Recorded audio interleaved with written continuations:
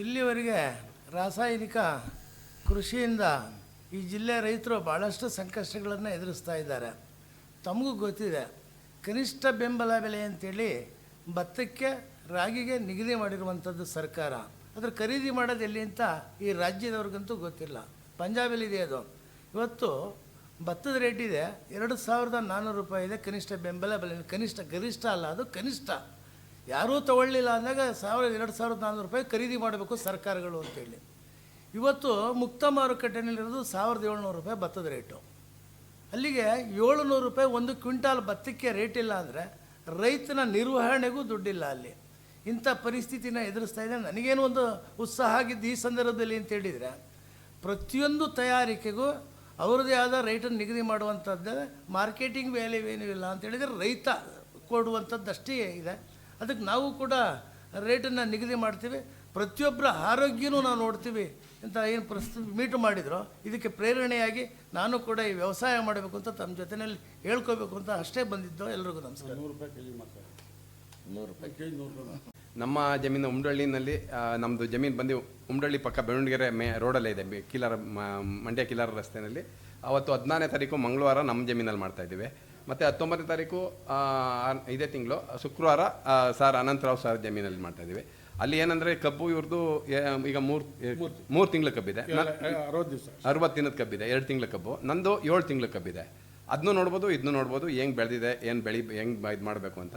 ಯಾರೇ ರೈತರು, ಎಲ್ಲ ರೈತರು ಬರಬೇಕು ನೈಸರ್ಗಿಕ ಕೃಷಿಗೆ. ಅವೆಲ್ಲ ರಾಸಾಯನಿಕ, ಈಗ ರಸಗೊಬ್ಬರ ತುಂಬ ಸಮಸ್ಯೆ ಆಗಿದೆ. ಈಗ ರಸಗೊಬ್ಬರ ರೇಟ್ ಜಾಸ್ತಿ ಆಗಿರೋದಲ್ದೇ ಸಿಗ್ತಾನೂ ಇಲ್ಲ, ಕೊರತೆನೂ ಆಗಿದೆ. ಹಾಗಾಗಿ ನೈಸರ್ಗಿಕ ಕೃಷಿ ಮಾಡಬೇಕು. ಏನಿಲ್ಲ, ರಾಸಾಯನಿಕದಲ್ಲಿ ಏನು ಬೆಳಿತೀವೋ ಕರೆಕ್ಟಾಗಿ ಮಾಡಿದಂಥ ಸಂದರ್ಭದಲ್ಲಿ ಏನು ನಮ್ಮ ಇವರು ಸುಭಾಷ್ ಪಾಳೇಕರ್ ಸರ್ ಹೇಳ್ತಾರೆ, ಒಂದು ಕಾರು ಹೆಂಗೆ 4 ಚಕ್ರ ಇದ್ದರೆ ಓಡ್ತದೆ, 1 ಚಕ್ರ ಪಂಚರ್ ಆದರೂ ಓಡಲ್ಲ ಅಂತ. ಅದೇ ಥರ ನೈಸರ್ಗಿಕ ಕೃಷಿಗೂ 4 ಚಕ್ರ, ಒಂದು ಬೀಜಾಮೃತ, ಒಂದು ಜೀವಾಮೃತ, ಒಂದು ಹೊದಿಕೆ ಮಾಡಬೇಕು. ಒಂದು ಹೊದಿಕೆ ಅಂದರೆ ನಿರ್ಜೀವ ಹೊದಿಕೆ ಆಗ್ಬೋದು, ಸಜೀವ ಹೊದಿಕೆ ಮಾಡಬೇಕು. ಮತ್ತು ತೇವಾಂಶನ ಮೇಂಟೈನ್ ಮಾಡಬೇಕು. ಇವು 4ನ್ನು ಮಾಡಿದಂಥ ಸಂದರ್ಭದಲ್ಲಿ ತುಂಬ ಉತ್ಕೃಷ್ಟವಾಗಿ ಬೆಳೆ ಬರ್ತದೆ. ರಾಸಾಯನಿಕ ಕೃಷಿಗಿಂತೂ ಜಾಸ್ತಿ ಇಳುವರಿ ಬರ್ತದೆ. ಮತ್ತು ಇಲ್ಲಿ ಅಂತರ ಬೆಳೆ ಮಾಡೋದ್ರಿಂದ ನಮಗೆ ಏನು ಕಬ್ಬಿನ ಬೆಳೆಗೆ, ಮೂಲ ಬೆಳೆಗೆ ಖರ್ಚಿತ್ತು, ಅದು ಖರ್ಚು ಉಳ್ಕೋತದೆ. ಹಾಗಾಗಿ ರೈತರುಗಳೆಲ್ಲ ಈ ನೈಸರ್ಗಿಕ ಕೃಷಿ ಮಾಡಬೇಕು. ಮತ್ತು ಮುಂದಿನ ಪೀಳಿಗೆಗೆ ವಿಷ ಇಲ್ಲದೆ ಇರುವಂಥ ಜಮೀನನ್ನ ಮುಂದಿನ ಪೀಳಿಗೆ ಕೊಡಬೇಕು ಬೇಸಾಯ ಮಾಡಲಿಕ್ಕೆ ಅಂತ ಹೇಳಲಿಕ್ಕೆ ಇಷ್ಟಪಡ್ತೇನೆ. Thank you. ಇನ್ನೊಂದು ಭರವಸೆ ಅಂತ ಹೇಳಿದ್ರೆ, ಕರ್ನಾಟಕ ಇದು ಪ್ರೊಫೆಸರ್ MD ನಂಜುಂಡಸ್ವಾಮಿ ಅವರ ಕನಸು. ಒಂದು 25 ವರ್ಷದಿಂದನೇ ಅವ್ರು ಕನಸು ಕಾಣ್ತಾಯಿದ್ರು. ಬೆಳೆಗಾರರಿಂದ ಬಳಕೆದಾರರಿಗೆ ನೇರವಾಗಿ ತಲುಪಬೇಕು ನಮ್ಮ ಬೆಳೆಗಳು ಅನ್ನೋದು. ಆ ದಿಕ್ಕಲ್ಲಿ ಬೆಂಗಳೂರು ಮಾರ್ಕೆಟ್ನಲ್ಲಿ ಇದನ್ನು ಕೆಲಸ ಮಾಡಬೇಕು ಅಂತ ಸುಮಾರು ನಮ್ಮದು ಅಂತ ಬ್ರ್ಯಾಂಡ್ ಮಾಡಿ ನಂಜುಂಡಸ್ವಾಮಿ ಅವರೇ ಒಂದು 25 ವರ್ಷದಿಂದನೇ ಪ್ರಯತ್ನ ಪಟ್ಟರು. ಅದು ಸಾಧ್ಯ ಆಗಲಿಲ್ಲ. ಈಗ ಅವ್ರ ಮಗಳೇ ಬರಬೇಕಾಯ್ತು. ಚುಕ್ಕಿ ನಂಜುಂಡಸ್ವಾಮಿ ಅವರು ಈ ಕಾರ್ಯಕ್ರಮವನ್ನು ಮಾಡ್ತಾವ್ರೆ. ಈಗಾಗಲೇ 2 ಸಂತೆಗಳು ಬೆಂಗಳೂರಿನಲ್ಲಿ ಮಾರ್ಕೆಟ್ ನಡೀತಾ ಇದೆ. ಬೆಳೆಗಾರರಿಂದ ಬಳಕೆದಾರರಿಗೆ ಅಂತ ನೇರ ಮಾರುಕಟ್ಟೆ. ಜೊತೆಗೆ ಏನು ಅಂದರೆ ವಿಷಮುಕ್ತ ಆಹಾರ ಕೊಡೋದು ನಮ್ಮ ಜವಾಬ್ದಾರಿ, ರೈತರ ಆರ್ಥಿಕ ಭದ್ರತೆಯನ್ನು ನೋಡ್ಕೊಳ್ಳೋದು ಬಳಕೆದಾರರ ಜವಾಬ್ದಾರಿ ಅನ್ನೋ ಕಾನ್ಸೆಪ್ಟಲ್ಲಿ ನಮ್ಮದೇ ಆದ ಬೆಲೆ ನಿಗದಿ ಮಾಡಿ ನಮ್ಮದೇ ಆದ ಉತ್ಪನ್ನವನ್ನು ನಾವು ನೈಸರ್ಗಿಕವಾಗಿ ಬೆಳ್ಕೊಂಡೋಗಿ ಅಲ್ಲಿ ಮಾರಾಟ ಮಾಡ್ತಾಯಿದ್ದೀವಿ. ಸುಮಾರು ಆಗಲೇ 1 ವರ್ಷದ ಮೇಲೆ ಒಂದು 5 ವಾರ ಏನೋ ಆಯಿತು. ಈಗ 3 ತಿಂಗಳಲ್ಲಿ ಇನ್ನೂ ಒಂದು 10 ಸಂತೆ ಮಾಡಬೇಕು ಅನ್ನೋ ಗುರಿ ಇಟ್ಕೊಂಡಿದ್ದೀವಿ. ಆ ದಿಕ್ಕಲ್ಲಿ ರೈತರು ನಮಗೆ ನೈಸರ್ಗಿಕವಾಗಿ ಯಾರು ಬೆಳ್ಕೊಂಬತ್ತಾರೆ ಅವ್ರಿಗೆಲ್ಲರಿಗೂ ಮಾರ್ಕೆಟನ್ನು ಒದಗಿಸೋದು ರೈತ ಸಂಘದ ಜವಾಬ್ದಾರಿ. ಆ ದಿಕ್ಕಲ್ಲಿ ನಾವು ಈಗ ಚಿಂಚನಗಿರಿನಲ್ಲಿ ಅನಂತರಾಮ್ ಅವರು ಹಾಗೂ ಪುಷ್ಪಗಿರಿ ಇದರಲ್ಲಿ 1-2 ಟ್ರೈನಿಂಗ್ ಆಗಿ ಸಾವಿರಾರು ಜನಕ್ಕೆ ಒಂದು ಟ್ರೈನಿಂಗ್ ಆಗಿದೆ ನೈಸರ್ಗಿಕವಾಗಿ ಬೆಳೆಯೋಕ್ಕೆ. ಅದೇ ದಿಕ್ಕಲ್ಲಿ ನಾವು ಪ್ರಯತ್ನ ಪಡ್ತಾಯಿದ್ದೀವಿ. ಈಗ ಹೆಚ್ಚಿನ ಸಂಖ್ಯೆಯಲ್ಲಿ ರೈತರು ಬೆಳ್ಕೊಂಡು ಬಂದರೆ ಅವ್ರಿಗೆ ಮಾರುಕಟ್ಟೆ ಒದಗಿಸೋ ಜವಾಬ್ದಾರಿನ ರೈತ ಸಂಘಟನೆ ತಗೋತದೆ. ಆದರೆ ಪ್ರಾಮಾಣಿಕವಾಗಿರಬೇಕು, ಸತ್ಯವಾಗಿ ಅದು ನೈಸರ್ಗಿಕವಾಗಿ ಇರಬೇಕು. ಅಂಥವ್ರಿಗೆ ಮಾತ್ರ ನಮ್ಮಲ್ಲಿ ಅವಕಾಶ. ತಳುಕು ಬಳಕಲವ್ರಿಗೆ ಯಾವುದೇ ಕಾರಣಕ್ಕೂ ಅವಕಾಶ ಇಲ್ಲ. ಇದು ಮೊದಲೇ ನಾವು ನಿಗದಿ ಮಾಡ್ಕೊಂಡಿದ್ದೀವಿ. ಅದಕ್ಕಾಗಿ ಆಹಾರದ ಬೆಳೆಗಳು ಮತ್ತು ಎಣ್ಣೆಕಾಳು, ಎಳ್ಳು ಇಷ್ಟನ್ನು ಸಹ ಬೆಳೆದಿದ್ದೀನಿ. ಇದರಿಂದ ನಾನು ಸ್ವಾವಲಂಬಿ ಆಗ್ತೀನಿ. ನನ್ನ ಮನೆಗೆ ಬೇಕಾದಂಥ ಕಾಳು ಮತ್ತು ಎಣ್ಣೆಕಾಳು ಬೆಳ್ಕೊಳ್ಳೋಕ್ಕೆ ಸಾಧ್ಯ ಇದೆ. ನನ್ನ ಮನೆಗೆ ಬೇಕಾದ ಆಹಾರ ಧಾನ್ಯ ಬೆಳ್ಕೊಳ್ಳೋಕ್ಕೆ ಸಾಧ್ಯ ಇದೆ. ಜೊತೆಗೆ ಇವತ್ತೇನು ದ್ವಿದಳ ಧಾನ್ಯಗಳನ್ನು ದೇಶ ಆಮದು ಮಾಡ್ಕೋತಾ ಇದೆ, ದೇಶನೂ ಸ್ವಾವಲಂಬಿ ಆಗುತ್ತೆ, ದೇಶದ ಆರ್ಥಿಕತೆಯೂ ಉದ್ಧಾರ ಆಗುತ್ತೆ, ಭೂಮಿನೂ ಫಲವತ್ತಾಗುತ್ತೆ. ರಸಗೊಬ್ಬರ ಇಲ್ಲ, ಅದನ್ನು ಮಾಡೋದು ಸುಲಭ.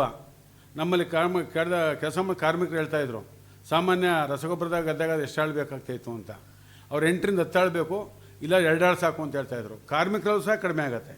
ಹಾಗಾಗಿ ಕಾರ್ಮಿಕ ಕೆಲಸ ಮಾಡೋಕ್ಕೂ ಸುಲಭ ಅವ್ರಿಗೆ. ಅವ್ರ ಆರೋಗ್ಯದಲ್ಲೂ ಸಹ ಏರ್ಪೇರಾಗಲ್ಲ. ಯಾಕಂದರೆ ಭತ್ತದ ಗದ್ದೆಯಲ್ಲಿ ಕಳೆ ಕೀಳುವಾಗ ಇಲ್ಲ ಹುಣ್ಣಾಗಿತ್ತು ಅವ್ರಿಗೆ.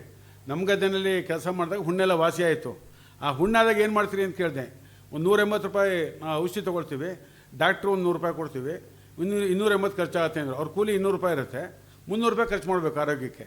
ನಮ್ಮಲ್ಲಿ ಬಂದಾಗ ವಾಸಿ ಆಗುತ್ತೆ, ಅಂದರೆ ಉತ್ಸಾಹನೂ ಆಗುತ್ತೆ, ಆಯಾಸನೂ ಆಗಲ್ಲ. ಇದ್ರ ಜೊತೆಗೆ ಫಲವತ್ತತೆ, ಭೂಮಿ ಫಲವತ್ತತೆ ಆಗುತ್ತೆ. ಅದರಿಂದ ಇವತ್ತು ನಾವು ಎಕರೆಗೆ ಕಡೆ ಪಕ್ಷ 50ರಿಂದ 60 ಟನ್ನು ಕಬ್ಬನ್ನು ಬೆಳೆಯೋಕ್ಕೆ ಸಾಧ್ಯ ಇದೆ. ಇವತ್ತೇನು ರಾಸಾಯನಿಕ ಕೃಷಿನಲ್ಲಿ ಇವ್ರು ಗುರಿ ಇಟ್ಕೊಂಡು ಒಂದು 40 ಟನ್ 50 ಟನ್ ಬೆಳೀತಾ ಇದ್ದಾರೆ. ಒಬ್ಬರು ಹೇಳ್ತಾಯಿದ್ರು 40 ಭಾಗ ಕೃಷಿ ವೆಚ್ಚಕ್ಕೆ, 30 ಭಾಗ ಕಡದು ಏರಕ್ಕೆ, 30 ಭಾಗ ಮಾತ್ರ ಉಳಿಯುತ್ತೆ ನನಗೆ ಅಂತೇಳಿ. ನಮ್ಮಲ್ಲಿ ಹಾಗಲ್ಲ. ಮಧ್ಯದ ಬರ್ತಕ್ಕಂಥ ಬೆಳೆಗಳಿಂದ ದುಡ್ಡು ಬರೋದ್ರಿಂದ ಮುಖ್ಯವಾದ ಬೆಳೆ ಫ್ರೀಯಾಗಿ ಉಳ್ಕೊಳ್ಳುತ್ತೆ. ಹಾಗಾಗಿ ಇದು ಶೂನ್ಯ ಬಂಡವಾಳ ಕೃಷಿ ಅಂತ ನಮ್ಮ ಸುಭಾಷ್ ಗುರುಗಳು ಹೇಳಿದ್ದಾರೆ. ಇದನ್ನು ಆದಷ್ಟು ಕಾರ್ಯಾಗಾರ ಮಾಡಿದ್ವಿ, ನೀವೆಲ್ಲ ಸಪೋರ್ಟ್ ಕೊಟ್ಟರೆ ತುಂಬ ಚೆನ್ನಾಗಿ ನಡೀತು. ಈಗ ಆ ನಿಟ್ಟಿನಲ್ಲಿ ಈ ಹಂಗಾಮಲ್ಲಿ 2 ಕಬ್ಬನ್ನು ನೆಡುವಂಥ ಒಂದು ಅವಕಾಶ ಇರೋದರಿಂದ ಕೃಷಿ ಕ್ಷೇತ್ರೋತ್ಸವವನ್ನು ಮಾಡ್ತಾಯಿದ್ದೀವಿ. ಜೊತೆಗೆ ನಮ್ಮ ಉಮ್ರಳ್ಳಿ ಶೇಖರಣ್ಣ ಅವರು 2006ನೇ ಇಸ್ವಿನಲ್ಲಿ ಒಂದು ಕಾರ್ಯಾಗಾರಕ್ಕೆ ಒಂದು ಬಂದೆ ಗಿಡ ನೋಡ್ತಾರೆ, ಅದಕ್ಕೊಂದು ಔಷಧ ಅನ್ನೋವಂಥ ವಸ್ತುವನ್ನು ಹಾಕ್ತಾರೆ. ಆ ಭೂಮಿಯಲ್ಲಿ ಪರಿಪೂರ್ಣವಾಗಿ ಎರೆಹುಳುಗಳ ಸತ್ಬಿದ್ದಿರ್ತವೆ. ಅವ್ರ ಮನಸ್ಸು ನೋವಾಗತ್ತಾಗ ಚಿಂತೆ ಮಾಡ್ತಾ ಇದ್ದಾಗ ಕರ್ನಾಟಕ ರಾಜ್ಯ ರೈತ ಸಂಘದವರು ಸುತ್ತೂರು ಮಟ್ಟದಲ್ಲಿ ಒಂದು ಕಾರ್ಯಕ್ರಮ ಏರ್ಪಡಿಸಿರ್ತಾರೆ. ಪಾಳೆಕರ್ನ 7 ದಿವಸ ಅಟೆಂಡ್ ಮಾಡಿ, ಅಲ್ಲಿಂದ ಬಂದವರೇ ಮನೇಲಿರ್ತಕ್ಕಂಥ ಸೀಮೆಹಸುವನ್ನು ಮಾರಾಟ ಮಾಡಿ ಹಳ್ಳಿ ಕಾರಸುಗಳನ್ನ ಕಟ್ತಾರೆ. ಅವತ್ತಿಂದ ಜೀವಮತ ಮಾಡೋಕ್ಕೆ ಸ್ಟಾರ್ಟ್ ಮಾಡಿ ಅವತ್ತಿಂದ ಮಾಡ್ತಾಯಿದ್ದಾರೆ. ಜೊತೆಗೆ ಅವರ ಒಂದು ಜಮೀನು ವಿಶೇಷತೆ ಏನಂದರೆ, ಮಂಡ್ಯ ಜಿಲ್ಲೆ ಯಾವುದೇ ಬೆಳೆಯನ್ನು ಬೆಳೆಯೋಕ್ಕೆ ಸೂಕ್ತ ಅನ್ನೋದನ್ನು ಅವ್ರು ಸಾಬೀತು ಮಾಡಿದ್ದಾರೆ.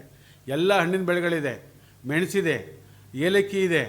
ಅದಾದ ನಂತರ ಕಬ್ಬು, ಭತ್ತ, ರಾಗಿ, ನಮ್ಮದು ಮೂಲಭೂತ ಸೌಕರ್ಯ ಇರೋದೇ ಕಬ್ಬು, ಭತ್ತ, ರಾಗಿಗೆ, ಅದು ಸಹ ಇದೆ ಮಾಮೂಲಿಯಾಗಿ. ಅದು ಬಿಟ್ಟು ಉಳಿದಂತೆ ನಾವು ಏನಿಲ್ಲ ಅಂತ ಹೇಳಬೇಕು. ಆದರೆ ಇಲ್ಲೇನಪ್ಪ ಒಂದು ಮುಖ್ಯವಾದ ಗುಟ್ಟು ನಮ್ಮ ರೈತ ಸಮುದಾಯ ಕೇಳೋದಂದರೆ, ಗುರುಗಳು ಹೇಳ್ತಾರೆ 200ರಿಂದ 400 ಲೀಟ್ರ್ 1 ಎಕರೆ ಪ್ರದೇಶಕ್ಕೆ ಪ್ರತಿ 15 ದಿವಸಕ್ಕೆ ಜೀವಾಮೃತ ಹಾಕಿ ಅಂತ ಹೇಳ್ತಾರೆ. ಎಷ್ಟಾದರೂ ಕೊಡಿ ಪರವಾಗಿಲ್ಲ, ಬೆಳೆ ಒಳ್ಳೆ ಚೆನ್ನಾಗಿ ಬರುತ್ತೆ ಅಂತ ಹೇಳ್ತಾರೆ. ನಾನೀಗ 20 ಗುಂಟೆ ಪ್ರದೇಶಕ್ಕೆ 1,500 ಲೀಟ್ರನ್ನ ಪ್ರತಿ 15 ದಿವಸಕ್ಕೆ ಕೊಡ್ತಾ ಬರ್ತಾಯಿದ್ದೀನಿ. ಒಮ್ಮೆ ಜೀವಾಮೃತ ಹಾಕಿದ್ದೀನಿ. ಒಂದು 6,500 ಲೀಟ್ರ್ ಇರ್ತಕ್ಕಂಥ ಜೀವಾಮೃತ ತೊಟ್ಟಿ ಇದೆ. ಒಮ್ಮೆ ಘನ ಜೀವಾಮೃತ ಹಾಕಿದ್ದೀನಿ. ಒಮ್ಮೆ ಹುಳಿ ಮಜ್ಜಿಗೆ ಮತ್ತು ನಂತರದಲ್ಲಿ ಬರೀ ಗಂಜಾ ಸ್ಪ್ರೇ ಮಾಡಿದಾಗ ಹುಳುಗಳೆಲ್ಲ ಹೋಗಿದೆ. ಅಂದರೆ ಇಲ್ಲಿ ಕೀಟ ಬಾಧೆ ರಹಿತ, ರೋಗ ಬಾಧೆ ರಹಿತವಾದ ಒಂದು ಬೆಳೆಯನ್ನು ಸಮೃದ್ಧವಾಗಿ ಬೆಳೆದಿದ್ದೀನಿ. ಆ ಒಂದು ದೃಷ್ಟಿಯ ಆ ಒಂದು ಬೆಳೆ ಆ ಒಂದು ಪದ್ಧತಿಲಿದೆ. ಅದೇ ರೀತಿ ಈಗ ನಮ್ಮ ಶೇಖರಣ್ಣವರು 5,000 ಲೀಟ್ರ್ ಹಿಡಿತಕ್ಕಂಥ ಜೀವನ ತೊಟ್ಟಿಯನ್ನು ನಿರ್ಮಾಣ ಮಾಡಿದ್ದಾರೆ. ಅದಕ್ಕೆ ಫಿಲ್ಟ್ರ್ ಇದೆ, ತಿರುಗುವ ಸಾಧನ ಇದೆ. ಇದೆಲ್ಲ ವಿಚಾರಗಳನ್ನ ರೈತರಿಗೆ ಗೊತ್ತಾಗಬೇಕು. ಅದೇನು ಭಾಳ ಕಷ್ಟದ ವಿಚಾರ ಅಲ್ಲ. ಸರ್ಕಾರನೂ ಸಹ ಕೈ ಜೋಡಿಸ್ಬೇಕು. ನಾವು ಒಂದು ಸಲ ನೀರು ಹಾಯಿಸಿದ್ದಷ್ಟೇ, ಮತ್ತೆ ನೀರು ಹಾಯಿಸಿಲ್ಲ ಅಂದರೆ ನಮ್ಮ ಒಂದು KRSನಿಂದ ಈಗ ಇರ್ತಕ್ಕಂಥ ಭೂಮಿಯನ್ನು 4 ಪಟ್ಟು ಭೂಮಿಯನ್ನು ವ್ಯವಸಾಯ ಮಾಡ್ಬೋದು ಈ ಪದ್ಧತಿಗಳನ್ನ ಅನುಸರಿಸಿದೆ. ಆದರೆ ಈ ನಿಟ್ಟಲ್ಲಿ ನಾವು ಸರ್ಕಾರದ ಕಣ್ಣನ್ನು ಸಹ ತರಿಸಬೇಕಾದ ಅವಶ್ಯಕತೆ ಇದೆ. ಒಂದು ಪ್ರಾತ್ಯಕ್ಷಿತೆಗಳನ್ನು ಯಾವುದಾದ್ರು ಒಂದು ಪ್ರಾಜೆಕ್ಟನ್ನು ತೊಗೊಂಡು ಸರ್ಕಾರ ಮಾಡಬೇಕು ಅನ್ನೋದು ನಮ್ಮ ಉದ್ದೇಶ. ಹಾಗಾಗಿ ಕ್ಷೇತ್ರೋತ್ಸವಕ್ಕೆ ಹೆಚ್ಚಿನ ಸಂಖ್ಯೆಯ ರೈತರು ಭಾಗವಹಿಸೋದಕ್ಕೆ ತಾವೆಲ್ಲ ಸಹಕಾರ ಕೊಡಬೇಕು ಅಂತ ಕೇಳ್ಕೊತೀನಿ.